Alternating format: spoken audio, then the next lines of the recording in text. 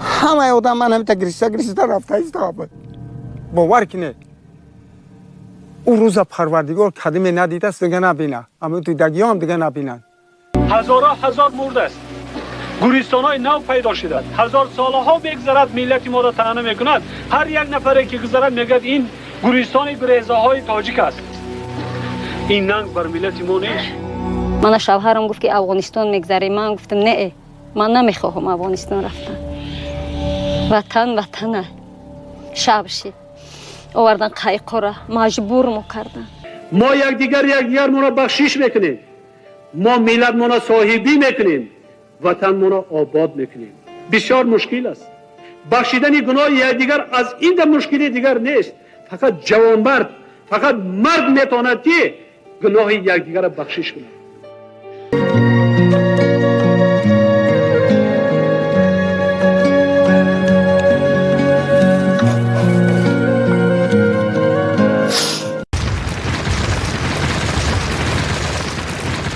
شهروندان زیاد خانه و دری خود را ترک کرده از جنوب مملکت به شمال حرکت می کردند.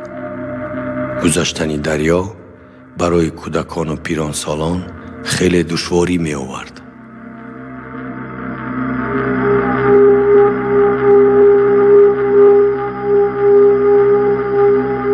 زنی بود که اگر 3 کودک بود ایس 1 تا آورد 2 تا نآورد. زنه که بود که گفتم که میگه 4 کودک برده تاش آورد 2 تاش نآورد. زنوی بودم که دریا زایدن فرزند نآوردن به وطن.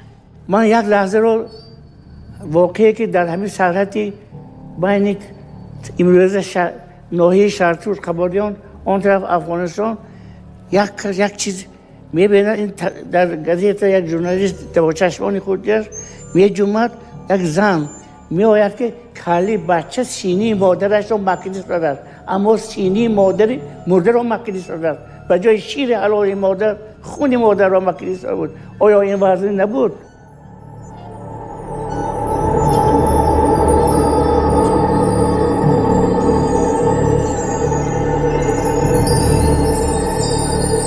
همین مثل یک سیل بود نه سیل برین همین مردم میخیست و ما هم میگفتیم که اگر ما هم در همون قریه میبودیم ما هم خیستیم میگرفتیم چون همین وسواسه واهیم کلام بود دیگه آمده استودن زیر کرده استودن همین مردم چیزی گرفتگی تونست گرفته لبی دایره آمده به خودش پرتفته برفته بود یعنی اکثریت مردم بیگناه لیکن از ترس و وهم جان خود را سالم کنیم گفته گرفتگی بدن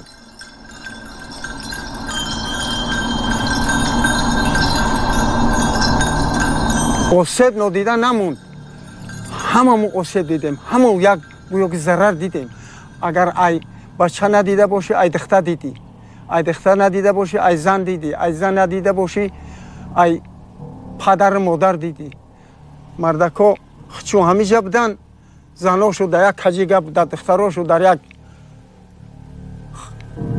دست یک ناکسیگه بودن پدرها قمه بودن مادرها قمه بودن همه همینا رنگ یک غم بود همه مردم داد میگفتن انا میگفتن می اومد میگو که دختر یاش کلم داری دختر داری تیویا از این دهشت میشه برای مرد از این دهشت میشه که مرد همیشه دست و پاش بندن اویلا و کلینش زنا کنن از این دهشت میشه من شوهرم گفت که افغانستان میگذری من گفتم نه من نمیخواهم افغانستان رفتن وطن شبشی آوردن قایقا را مجبور کردن سوار شدیم رفتیم یا اوه میگذرونه دو اوه ما حیرون بودیم یا اوهش چی باشه یا که دو اوه و چی باشه من گفتم ممکن یا اوه باشه که به تاجیکستان قریب باشه دو اوه ممکن دورتر باشه دیگه من پس نگردم من یا اوهش میرم گفتم یا اوهش که وقتی میرم بین جنگل یگان چیزی دیگر نیست 3 روز بلکو گشنه و تشنه در بغل من مونده وقتی که افغانستان میبینیم کداده حیران مونده دیوالا گشتگی یک دهشت بود همه آدم من همیتا گریسته رفته است باور کنه او روز پروردگار کدیمه ندیده است دیگه نبینه اما توی دگی هم دیگه نبینن همه گذشتن افغانستان یا نرفتن گشتن خونه اومدن که ما هیچ نمیگیم ما هیچ گناه نداریم 3 بچه گشت اومد اینجا بعد یک میگردیم میبینی بچه نه خونه نه در همه زدن همه هم که در غم هم 3 بچه هم گشتم خدمت دادرس چی بیل دادرس مرده کفته اوه روز خدایشون با هیچ سر هیچ بندر نیاره خدایشون دنیا را تنچیب تیا هیچ بودر امر امزگر خون نشوه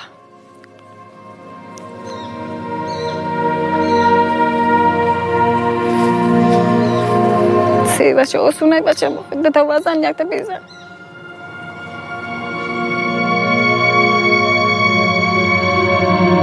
وحشت جنگ مادران را مجبور کرد که از فرزندان خود دست بکشند. در ساحل دریا کودک فروشی سر شد. می اومدن بیا فرزنداتون فروش ما نداره.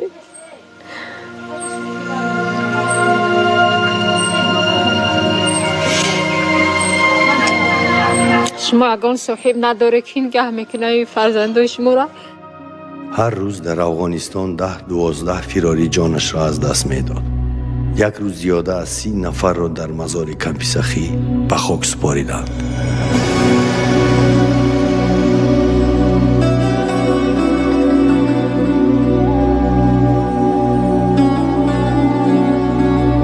هزار مرده است.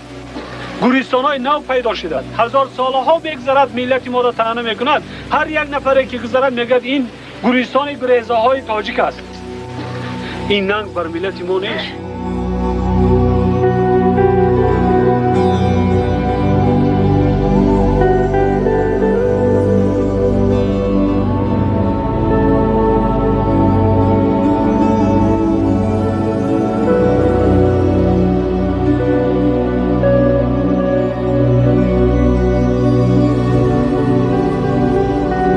قبرستون بچه 10 ساله من خواب هر جشن استقلال من یک بار گریه می‌کنم برای بچه غریب خاک شکر به همیشه هم شکر ای روزه که افغانستان اومدم هر راهی گشتگیم فقط یادم ده بچه غریب خاک میرم تمام برگردانیدن فراری ها کار مشکل بود. ترس و هراس و تهدیدهای ساخته آنها را پیچیده بود. می گفتند وطن آرام نیست. آسایشتگی که می گویند دروغ است. هر پگویی ما یک بار گریه میکنیم. هر پگویی ما خطر غمیلم دیدیم. ما پر غمیلم دیدیم. خیالی کنم که همه آدمی غم ندید.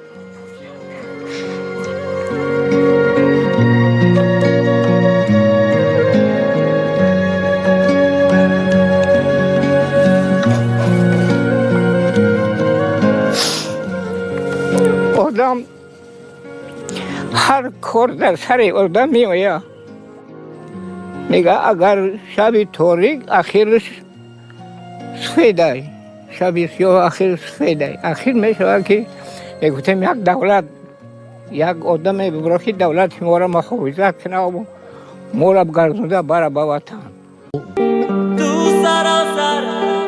من هرگز این فراموش نمی‌کنم در نمازم دعاش می‌کنم برای اولین آدمی بود که شخصی به پدر به صاحب من ای دستی من گرفت آغوش کشید بوسه کرد گفت خواهرم گریه نکن من فرزندایت را نمیپرتم نگاه می همین برای من یک حلاوت خوشبختی بخشید. هر کجا رفتن مشت خاک با خود بردن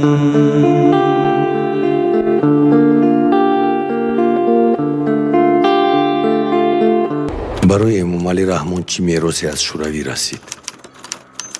جنگی برادرکش، زیاده از 150,000 نفر شهروندان کشته و به نام و نشان، 55,000 کودک یتیم و بی پرستار، زیاده از 25,000 زن بی شوهر و بی سرابان مانده، بیش از 1 میلیون گریزه ها، زیاده از 10 میلیارد دلار حصارات اقتصادی ملی، زیاده از 36,000 منزلی به خاک و خون و آتش کشیده، هزارها مکتب و بیمارستان، آسایشگاه و انشاءات سوخته و ولنگار، ناامیدی و فردای زندگی، 1400 سرباز و افسر جانی سار کرده و صدها میلیون خسارات حساب نشده.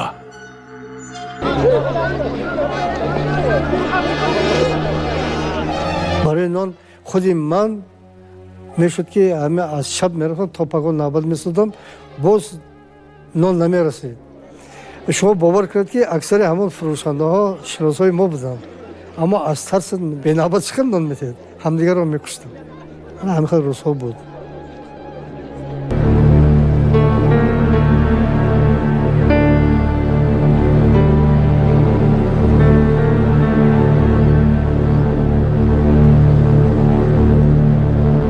از روز 3/16 تا امروز اظهارات کردیم که تا مناقشه های بین تاجیکان با راه گفت و شنید حل و فصل میکنیم. ما یکدیگر ما بخشش میکنیم، ما ملت ما صاحبی میکنیم، وطن ما آباد میکنیم. بسیار مشکل است. بخشیدن گناه یکدیگر از این در مشکلی دیگر نیست. فقط جوانمرد، فقط مرد میتواند که گناه یکدیگر را بخشش کند.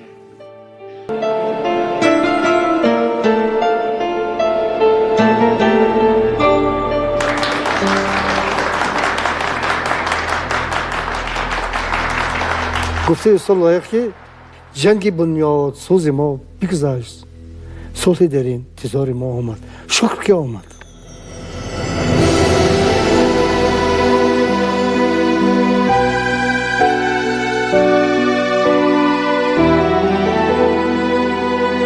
Это был такой праздник души. Поэты, писатели, ученые, просто простые люди. Они все хлынули на улицу Душанбе и радовались. И я вспомнила, как радовались окончанию войны 1945 года. Как люди плакали, когда объявили о том, что победа. У нас был мир.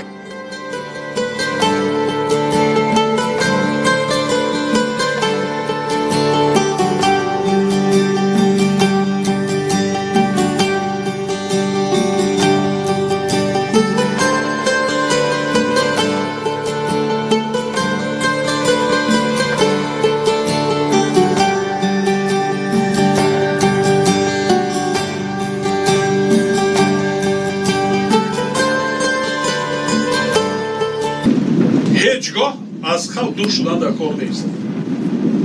هیچگاه و خیانت هم کردن در کار.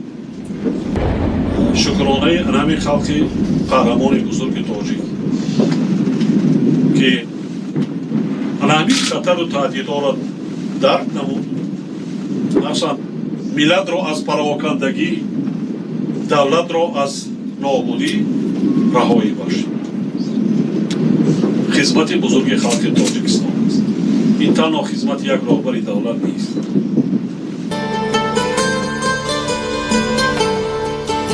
اگر خلق خولی مردم تاجیکستان از خرد تا بزرگ سیاستی پیشرفته رهبر جوان دولت را در همان شب و روز وزبین دستگیری نمی کردن، ما به این روزها نمی رسیم. و بسیاری ها امید نداشتن، باور نداشتن که ما در تاجیکستان صلح می شود، باز ملت سرجم می شود، ولایت قانون تأمین می گردد، باز حکومت می شود، پارلمان می شود، ساختارهای دولتی می شود.